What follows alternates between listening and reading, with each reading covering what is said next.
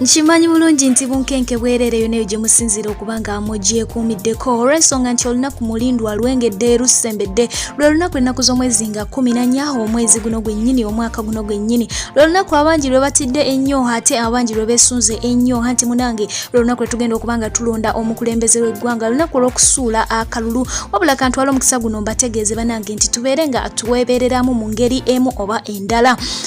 Olunaku olwaleero luno lwennyini bo abakwatibwa wali ku Kalangala ku Kizinga nga bagenza okuba nga ate bakwasaganya campaigns n'omukulu amanyiddwa nga Robert Kyagulanyi Ssentamu bo balabiseeko eri kkooti okuzzaako emabega katono ddala bano bakwatibwa nga kigambibwa mbu bavayolatinga amateeka ga COVID-19 oba nga bagamenya. Baali bangi nnyo akabinja kaali kanene nnyo mwalimu bannamawulire mwalimu abawagizi be mwalimu abantu b'emikwano gye ba bodyguards naye ate ku lunaku olwennyini ye yateekebwa ku chopa bw'atyo n'abeera nga addizibwayo mu maka ge e Magere. Olunaku olwaleero baleeteddwako mu kkooti wali e Masaka babeere nga ate babitebya era nga bano bangi balabiseeko nga bali mu kulumwa n'abamu bwe batyo bazirikiddewo bangi emibiri gyabwe gibaddeko ebisago era nga abamu ne mu mutwe enviiri zibadde zaakalakatwa ekyongera okwoleka embeera gye balimu nti gye bali si nnungi n'akamu n'akatono ddala. Ku ssala z'abangi ze basabye munange okusinziira nga embeera bw'eyimiridde tezinaba kubanga ate zaanukulwa olw'ensonga nti abamu bejjeereddwa ate nga abalala baddiziddwayo ate nga n'abo ku babadde bejjeereddwa kigambibwa nti bamaze ne baba nga basalwako amagye ne baba nga ate baddizibwayo era nga kwabo kwe kubadde omukulu amanyiddwa nga Eddie Mutwe era nga kigambibwa nti abo bakuddamu okulabikako eri kkooti ennaku z'omwezi nga 19 twongera okuba nga tubasabira byonna byonna bibeere nga ate biggwa bulungi nnyo nnyini ddala. Ye mwana muwala amanyiddwa nga Karisto Kario olunaku olwaleero mazaalibwa ge katumwagalize amazaalibwa amalungi ate naye we ali eyo wenna nga wazaalibwa ku lunaku luno munange happy birthday. Ate nga awo tuvuddewo ye omukulu amanyiddwa nga Gravity omutujju agamba nti ye alina ne violent era nga awe yasinzidde okuba nga awandiika oluyimba olugamba nti teweekalakaasa oba tetwekalakaasa. Oluyimba luno azze nga atusuubiza enfunda eziwera nti agenda kuba nga aluta era bw'atyo yakikoze n'abanga aluta video n'abanga agiwanika wali ku Facebook page nsubirale ku YouTube channel ye kwerinyo nyini ddala naye ate mu video eno agezezaako kubanga aportrayinga ekifaananyi ekiraga nti abavubuka bangi bavaayo ne babanga beekalakaasa ye mu luyimba avumiridde abavubuka abeekalakasa n'abatali bavubuka naye omuntu yenna eyeekalakasa ng'alaga nti bano balumya abantu abali innocent oba okitegeera alaze abantu nga bono n'ebintu by'abantu bakuba abantu nga kyategeeza nti tayagala mbeera eyo naye omuntu omu avuddeyo n'amugamba nti nga tonaba kubanga oyimba luyimba luno tukimanyi nti walidde yes tetuganye lya naye nga tonaba kubanga oyogera bigambo bino watuddeko wansi ne weebuuza lwaki omuntu omu ayinza okukwatibwa obusungu obwonoona ebintu bya munne lwaki omuntu omu ayinza okuvaayo ne yeekalakasa bangi bavuddeyo ne babanga bawa ensonga zaabwe ku luyimba luno bo nga bo endowooza yaabwe bwekola ki bwe bagamba mu bufunze ekibaleetera okuba nga beekalakasa bo tebalina byakulwanyisa y'engeri yokka gye bayinza okuba nga balagamu obulumi bwe balina munda nti oba bakoye ekigenda mu maaso mu bufunze Gravity byaliko abeere nga ate abizza ku mabbali ate awo nga atuvuddewo ye mwana muwala Nakangubi Jennifer full figure ayongedde okulumya era n'agenda wali ku Facebook page ye n'awanikayo akafaananyi n'agamba nti bino byebya ddala ebirumira ddala abayaaye era bw'atyo ne yeebuuza nti kaakati mmwe abaasoma oluzungu olungi muwulira nga mufa gye muli eyo kino ekifaananyi kikubiddwa oba kyakubiddwa nga bali ku State House era nga babaddeyo bayitirivu nnyo mubaddemu the likes of Bajjo Catherine Kusaasira Big Eye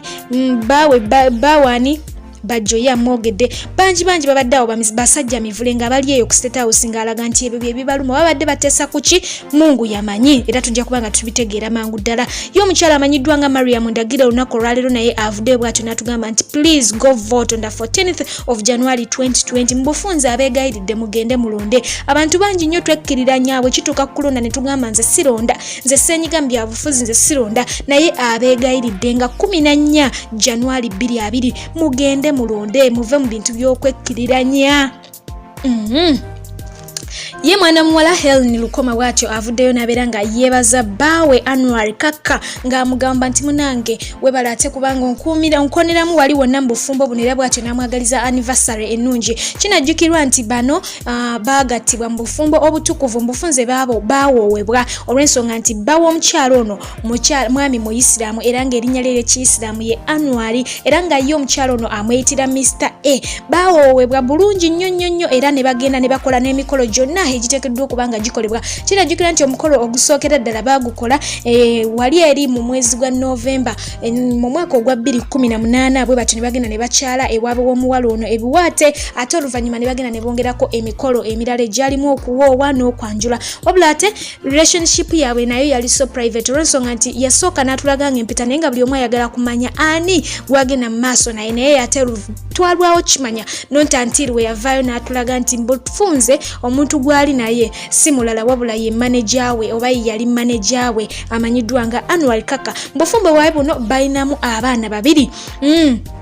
Mu baana abo ababiri kwe kuli eyazaalibwa mu mwaka gwa 2019 amanyiddwa nga Heavens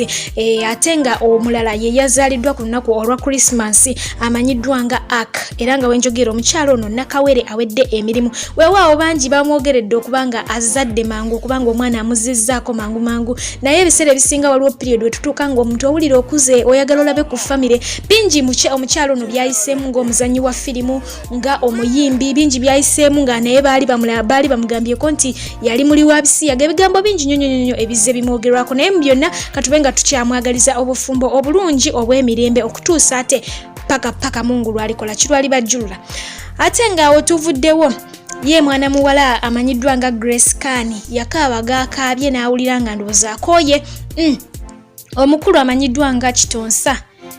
yatigukako ne mwana muwala ono Grace Kani. Kinajjukirwa nti Grace Kani yaliko mu kibiina kya papa amanyiddwa nga Geoffrey Lutaya n'amala n'abata mu kubata ono yasibira mu mikono gy'omukulu amanyiddwa nga Kitonsa kojja Kitonsa bw'atyo n'atandika okuba nga ate amutambuzaako mu nsonga y'omuziki wabula teyakoma kuba nga atambuza muziki gwokka yatandika okuba nga n'omuntu mwennyini amutambuza nga mukwasaganya mu ngeri emu oba endala wano na wali era nga ebintu ebyo byagendera ddala wala. Okitegeera ate nga ffenna twali tukimanyi bulungi nti Kitonsa musajja mufumbo naye oluvannyuma lw'omukyala we okuzaala baby okitegeera Kitonsa yamala n'abanga azze mu layini n'alekawo Grace Kani ate nadda emabega okitegeera nadda ewa mukyala we naye ebbanga teribadde terinayitawo kubanga bino ebintu byonna byagenda mu maaso mu mwaka gwa 2020 wemba nzijukira bulungi 2019 awo I think banga sidde nnyo Kitonsa olunaku olwaleero alabiddwako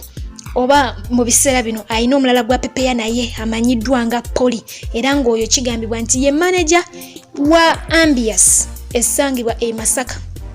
Ambias fena tugimanyi bulungi nti eyina ne wano main branch eri wano ku Bakuli kati omukyalo oyo manager waayo era nga kigambibwa nti yamukolera n'edduuka ku Muto complex oba okitegeera bulungi. Nsajja wuuyo asajjalase kati simanyi Grace Kani kikyalowooza oyo ye mukyala balabiddwako nga bapepeya mu bifo ebyenjawulo nga bagezaako okuba nga ate balya obulamu wano na wali nga bakyusa buli kimu oyiro obwongo omubiri musaayi byonna bagezaako okuba nga ate bakola biri byennyininyini ebyalagirwa ebiruma abayaaye mu bufunze bo bali babagendako mu bitabo by'ebyafaayo. Gwatamanyi kojja Kitonsa ye musajja atutundira eddagala lya habo oba otegera bulungi eddagala lyonna tulimanyi wabula ate Grace Kani abonyeebonye nnyo ku social media n'abantu era nga recently ebbanga sidde nnyo wiiki eno yennyini oba eri ewedde oba eno ng'etandika yali ayagaliza abantu omwaka omujja naye yamala n'ateekawo caption ng'egamba nti muzze mumumanyira nnyo emyaka giri gyonna egiyise nga mumufuula ekyokusekera naye yagambye guno omwaka gwa 2021 agenda kufaafaagana n'omuntu.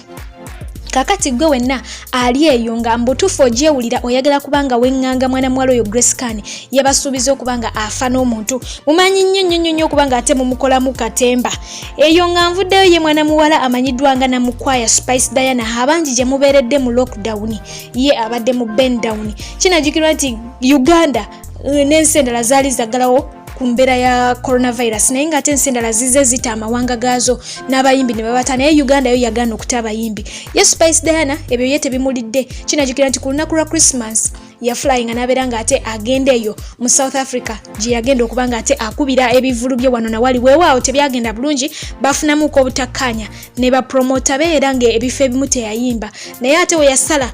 weyaveeyo yasala busazi naba nga adda Sudaani era nga omwaka gye yaguyingiridde nga akolaki ng'agenda mu maaso n'ebivulu bye era nga kino kyekivulu kye ekyasookedde ddala mu mwaka gwa 2021 abayimbi bangi bakyalaajana nti bo tebalina bye bayimba biki bulabulabula bakaaba bino bakaaba biri ye ali mu kuliisa buti ontegera bulungi aliisa buti omwaka yaguyingidde akola tajja kubeera kubafala ye bwatyo bwasazeewo era nga yasinziddeawo wennyini naba nga yeebaza n'okwebaza omutonzi olw'ebyo byamukoledde kubanga atuuse ku bintu bingi amakula oba onfuna bulungi muganda wange ali eyo yena amawulire go gatutwalira ddala 221 bwe tutyo tumutandise kanyongera okubanga mbagamba nti twebereremu manye olunaku mulutidde naye tewali kyakkola bebazizzaayo bagambye nti bagenda kubanga ate balabikako mu kooti ennaku z'omwezi nga 19 omwezi ogwa January simanyi oba mukomera balonderayo oba tebalonderayo naye kyemmanyi kyekyo ekiriwo nti bo baddiziddwayo bakubanga ate bakomawo nga 19 so aho naona tulindirire yo mukulu amanyiddwa nga Chiko kinajikira bungi nti Sekawero olunaku lwalero avuddeyo bw'atyo n'atulaga ku muwala we gwayise Pasha mu biru lyerinnya libamuwadde ddala erinnya spelling ennemye kinajikira nti ono mukyala we naye yatuzaalira ka baby omwaka ogwo guwedde era nga n'okukyala ewaabwe yakyala mu butongole munzikirize mbasibulira wano olunaku olwalero atakumira mpeera yongera okuba nga abankumira